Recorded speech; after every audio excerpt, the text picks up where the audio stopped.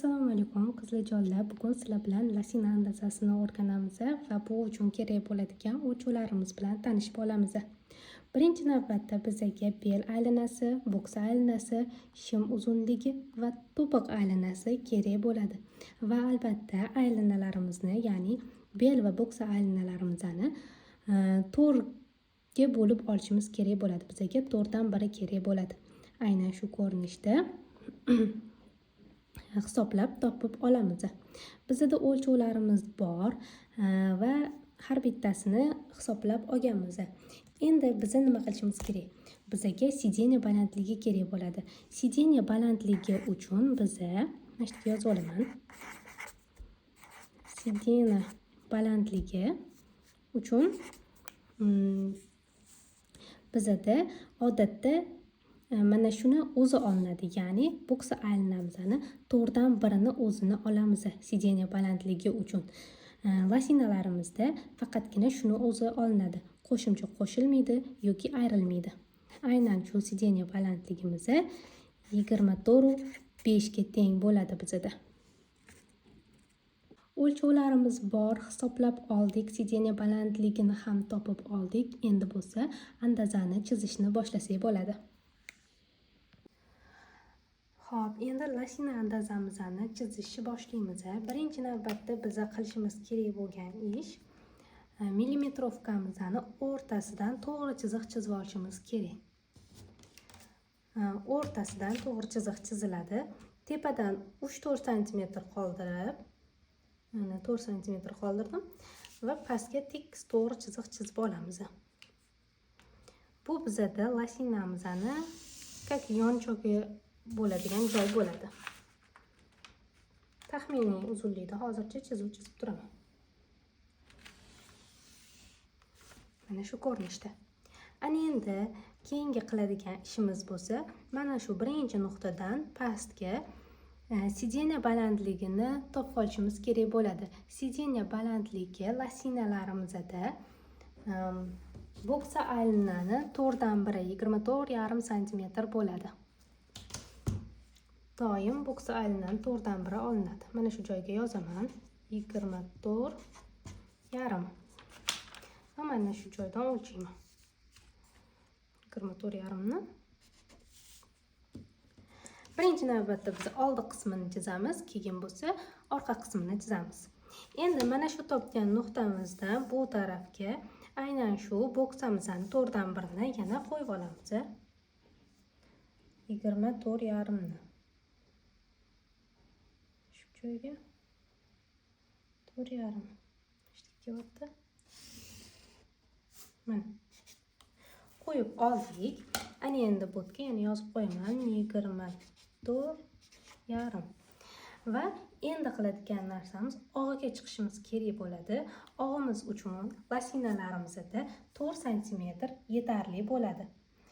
4 yoki 5, 4 sm 58-razmergacha bo'lgan razmerdagi lasinalarda 4 sm yetarli bo'ladi. Undan kattasi bo'lsa 5 sm ham qilib olish mumkin bo'ladi. Ana endi keyingi qiladigan ishimiz mana shu joydan biza belni to'rtdan birini qo'yib olishimiz kerak. Bizda belni to'rtdan biri 17,5.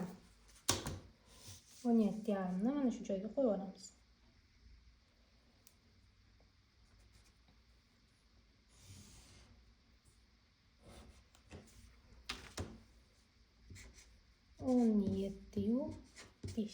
Mana. Va mana shu topib olgan nuqtamizni endi birlashtirib olishimiz kerak bo'ladi. Buning uchun tepadan boshlab pastga shuni ko'rinishda va albatta endi og'imizni olishimiz kerak. Mana shu ko'rinishda.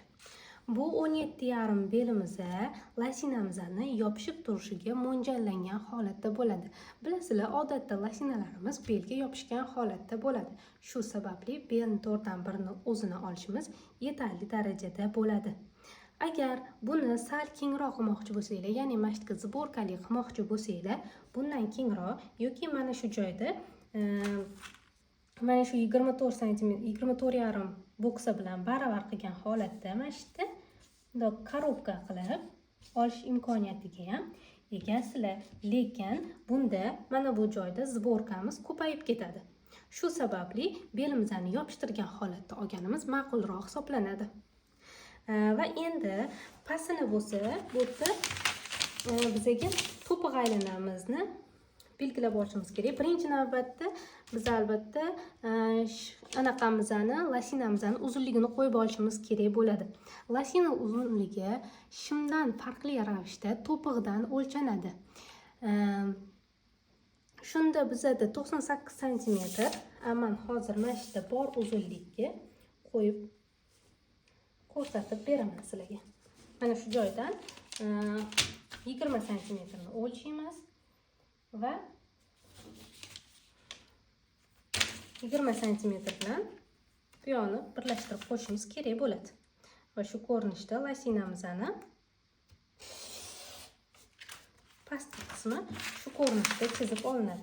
Bu yerda qog'ozim kam, lekin sizlar chizayotgan paytingizda lasina uzunligi to'liq holatda bo'lishi kerak bo'ladi. Ana endi oldi qismimiz mana shu ko'rinishda tayyor bo'ladi. Endi bu tomonga orqa qismimizni chizib olishimiz kerak bo'ladi.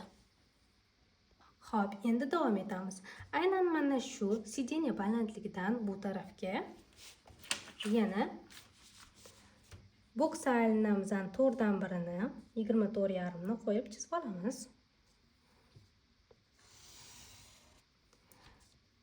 Va albatta og' uchun 4 sm chiqamiz.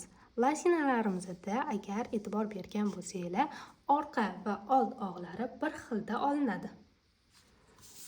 Mana shu joyda endi yana yozib qo'yaman.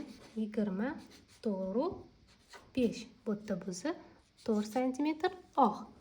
Va endi orqa qismimizda mana shu joydan 17,5 o'lchab olamiz. Beldan 4dan birini nuqta qo'yib topib oldim.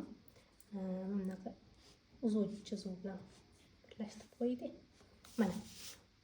Mana shu joyda bizda hozir 17,5 bor. 17,5 ni o'lchab oldik. Va albatta har doim shim, lozim, lasina nima bo'lishidan qat'iy nazar bizda orqada popani hisobiga 3 sm ko'tarilishimiz kerak bo'ladi. Mana shu joyga, mana shu joyda mana shu yerdan shu yerga 3 sm ko'tarildik. Buni tekis chizuv bilan birlashtiramiz. Va bu topilgan nuqtani mana shu yonchoqqa olib kelamiz, yon chiziqqa.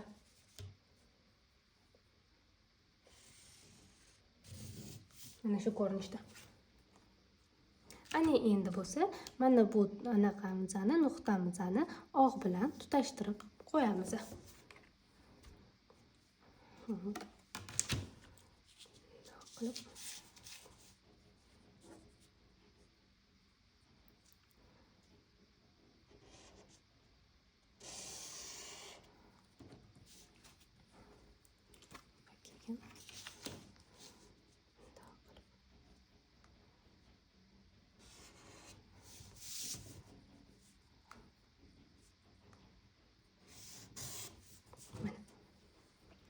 Shu ko'rinishda orqamizni tayyorlab oldik.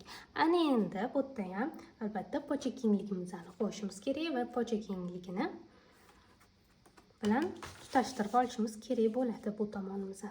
Hozircha lasina uzunligi taxminiy va shu sababli shu ko'rinishda pastgacha yetkazib qo'yaman xolos.